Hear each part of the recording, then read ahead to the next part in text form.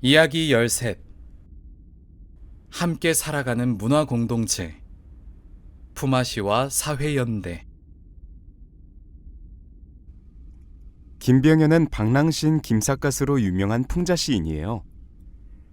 옛 가수 명국화는 방랑시인 김삿갓을, 가수 홍서범은 김삿갓이라는 노래를 만들어 추모했답니다. 한국 락의 선구자 신중현도 신중현 김삿갓이란 음반도 냈어요. 또한 유명한 소설가인 정비석도 소설 김삿갓을 쓴 적이 있고 그를 다룬 역사서도 여럿이 있다고 해요. 예술인에게 김삿갓은 모델 같은 분이었던 것 같아요. 그 이유가 무엇일까요? 김병현이 방랑시인 김삿갓이 된 설이 있답니다. 똑똑했던 김병현은 지역 백일장에 참가해요. 백일장 주제가 대역죄인 김익순을 논박하라였답니다. 그는 뛰어난 글솜씨로 김익순을 나무라는 글을 써서 당당하게 합격하였어요. 그리고 집으로 돌아와 어머니께 자랑을 했답니다. 그러나 어머니로부터 김익순이 자신의 할아버지였다는 사실을 듣게 돼요. 자기 할아버지인 줄도 모르고 온갖 비난을 했던 그는 너무 부끄러워 하늘을 쳐다볼 낯짝이 없다고 생각해서 커다란 삿갓을 쓰고 다녔답니다. 그리고 많은 풍자시를 지어 양반을 농락하여 부끄럽게 하고 자신을 푸대접하는 이들을 시로 혼내주기도 했답니다. 그중 한 시골 노인의 회가변에서 사람들을 화나게 만들었다가 다시 크게 감탄케 해서 잘 얻어먹었던 시를 하나 살펴볼까요? 회가변에 참여한 김삿갓은 행색이 초라하여 구석자리에 푸대접을 받아요.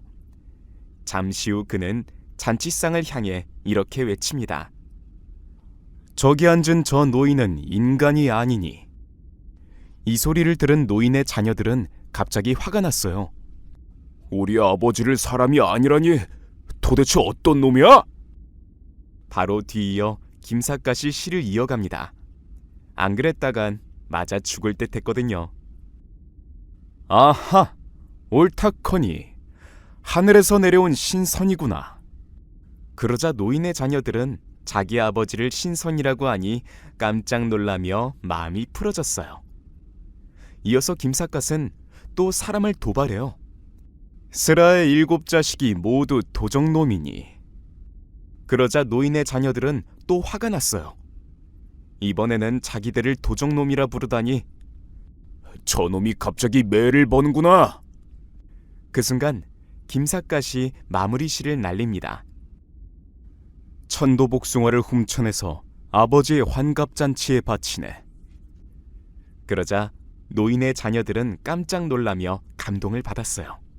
잔치집을 천도복숭아가 넘치는 그런 훌륭한 곳으로 이야기했거든요. 그래서 김삿갓을 푸짐하게 대접했다고 해요. 시를 잘 보면 재밌지 않아요? 인간도 아니야 했다가 신선이니까, 도둑놈 했다가 효자로 반전에 반전을 갖는 시를 지었어요. 그 외에도 많은 풍자시를 지었어요. 때론 심한 농담도 있지만 사회의 빈곤 문제나 차별 문제를 은유하면서 동시에 직격한 것도 많았어요.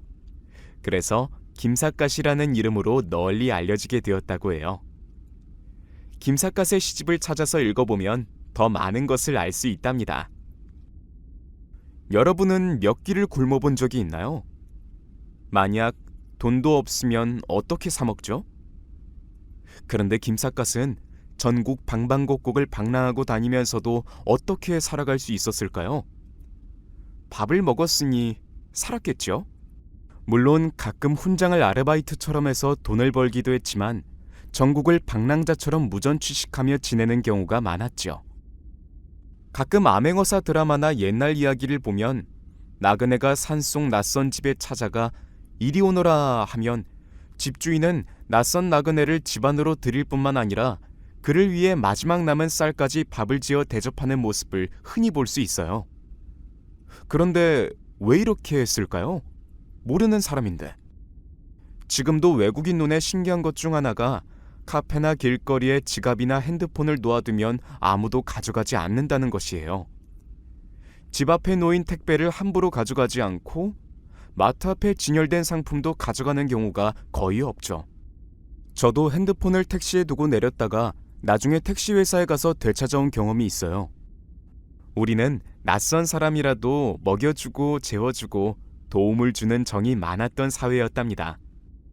이는 사람에 대한 믿음이 있었기 때문에 가능했어요.